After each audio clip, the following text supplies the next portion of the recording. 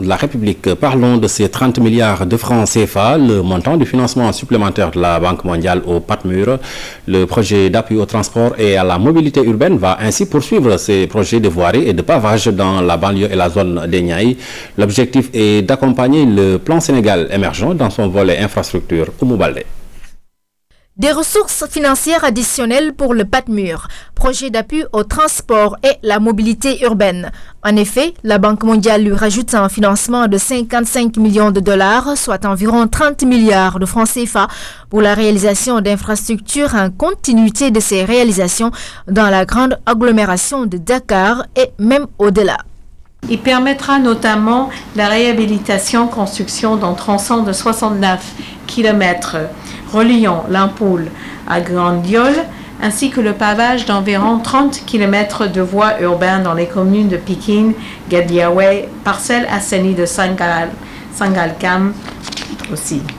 Pour cette activité de pavage, le PATMUR va avoir recours à la méthode de haute intensité de main-d'œuvre qui permettra de donner des opportunités d'emploi à des centaines de personnes, femmes et hommes. Ce financement complémentaire alloué au PATMUR recoupe la volonté du gouvernement d'améliorer les conditions de mobilité, une composante essentielle du PSE. Ainsi, l'État apporte sa touche au financement. La Banque mondiale fait beaucoup, mais l'État du Sénégal n'est pas en reste. Et j'ai le plaisir de vous annoncer la décision du président de la République, son Excellence M. Macky Sall, de mobiliser sur nos ressources propres 15 milliards de francs CFA afin de porter le financement additionnel du PATMUR à 45 milliards de francs CFA. Ces ressources conséquentes permettront au PATMUR, sous tutelle du ministère des Transports terrestres, d'améliorer considérablement la mobilité dans la capitale et dans toute la zone des Niayes, avec un impact économique et social réel. Le Sénégal, premier pays africain. mu ngoog du yàgg nag ñi nga xam ne ñoo dëkkee ci zone des Niayes ak ci banlieue fii ci Ndakaaru Njaay dañ nag am ay tëli yu bees xawatina itam li ñuy wax pavage yi dañ ko defaraat. Banque mondiale moo baaxee projet bi nga xam ne moo di projet d'appui au transport et la mobilité di yombal dem bi ak dikk bi du toll ci fanweeri milliards ci suñuy koppar loolu nag jàpp nañu daal mi ngi bokk ci programme bi ñu di PSE transport Oumou Baldé. Banque mondiale yokk na ndimbalam ci projet bu ñuy wax PATMUR maanaam projet d'appui au transport et la mobilité urbaine ci lu toll 55 millions de dollars maanaam 30 milliards de francs CFA. dañoo nekkoon ci projet ak Banque mondiale muy projet de mobilité urbaine boo xam ni mooy lépp lu jëm ci liggéey bi ñuy wax la route des Niayes mooy tali bi jógee Rufisque mën a jaaree noonu dem ay Gandiol ba yegg Ndar. tali boobu nag commencé woon nañ ko liggéey Banque mondiale defoon ci alalam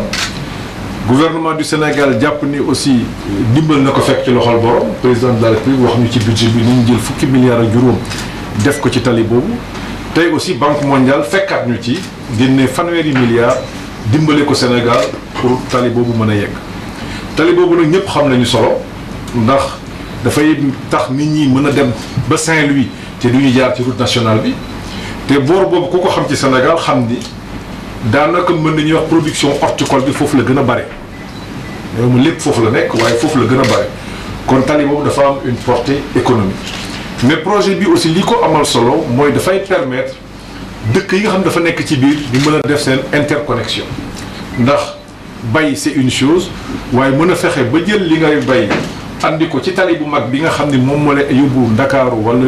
tax nga mën a jaay bitim réew wala nga mën a dem Saint-Louis wala nga mën a dem Thiès loolu aussi lu am solo la kooku aussi ñu ngi koy rafetlu ci projet bi loolu yëpp di xalaatu président de la République nee na ñu génn rek ci tali yu mag yi ñuy defar mais fexe dugg ci biir dëkk bi permettre nit ñi mën a déplacer wu di mën a jëflante ci seen biir et ça c'est extrêmement important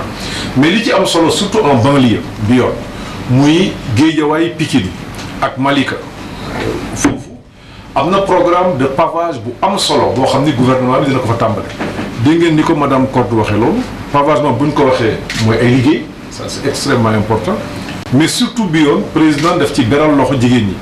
parce que dañoo wax ni entreprise yi fay nekk 30% liggéey bi nañ ko jox jigéen ñi. ndimbal bi dina tax ba banlieue bu Dakar ak zone des Niayes mën a am ay infrastructures yu baax te loolu dina yokk koom bi ci zone yooyu.